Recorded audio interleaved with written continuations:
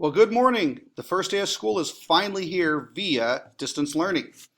Some of you have a few questions. All right. First, you have you didn't get your course resources, your books or whatever. Don't worry. For the first unit, you'll be just fine. Just follow the lessons that I have set up, and you'll be golden. Don't worry about it. All right. So do that and do the best you can to get those books whenever possible, because as we get to unit 2 in about 2 weeks, they'll become a little bit more important. All right.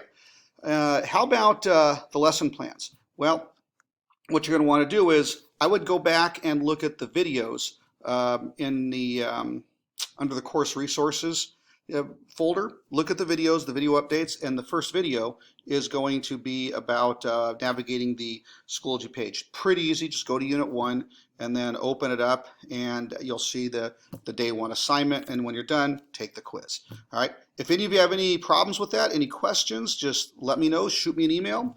I'll respond. If you have any questions about the lesson, shoot me a specific question, and I will either respond to you, or I will actually make a video, all right?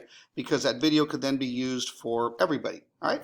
So there we have it. I'll be available today from 10 to 12 and 1 to 3 for questions, all right? Have a great day and good luck.